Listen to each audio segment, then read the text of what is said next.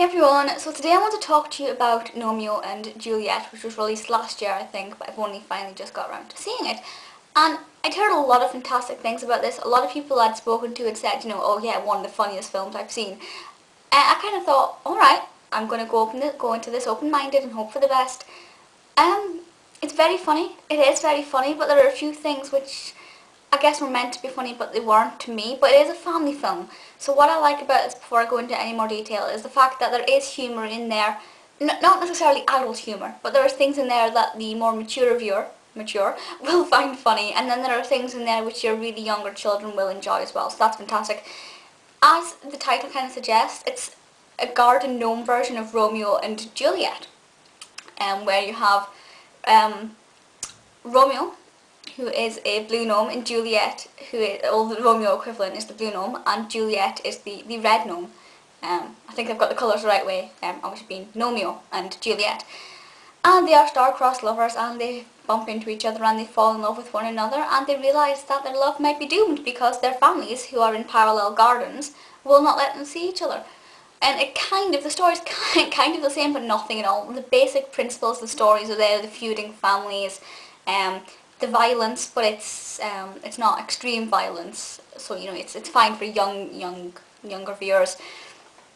There is one significant difference, but I'm not going to tell you what that is. I'm not going to spoil it, but there is one major difference that stands Gnomeo and Juliet apart from Romeo and Juliet, the Shakespearean tragedy. And it isn't just the fact that the characters are gnomes. The fact that they are gnomes is something that I was going to kind of be like, really, am I going to like this? I don't really find garden films funny. But no, it was interesting. It was different seeing the garden things come to life. It was quite cute, very well done. Yeah, there are a couple of humans in this, not real humans, they're still animated, but there are a couple of people in this. Those kind of scenes always amuse me quite a lot. When you kind of only see the waist down of the human characters. They're quite interesting. I liked it a lot.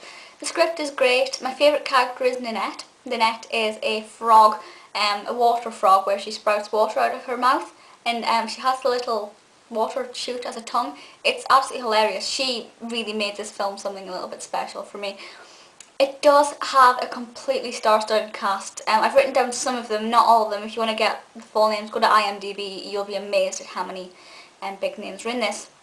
Well, Gnomeo and Juliet, James McAvoy and Emily Blunt. Two actors I'm not really bothered about, but that was nice. Michael Caine, Ashley Jensen plays Nanette. Fantastic. Matt Lucas, Maggie Smith, Ozzy Osbourne, Julie Walters, I think Hulk Hogan's in it. A couple of others. Really fantastic. So I do think it's worth a watch. There's also a Shakespeare statue in it as well, who is, wow, he's hilarious.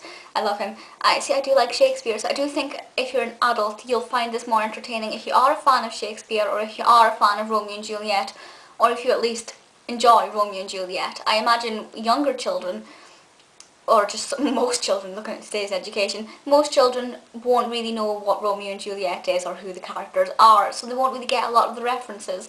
It's not flooded with Romeo and Juliet references out with the main story, but there are some in there which you'll be able to relate to if you're familiar with the tragedy or if you're familiar with Shakespeare's work, but it's not completely heavy laden with them, so if you haven't seen or if you haven't read the tragedy, don't worry, you'll still be able to enjoy this. Let me know your thoughts on Gnomeo and Juliet. I do think it was quite funny.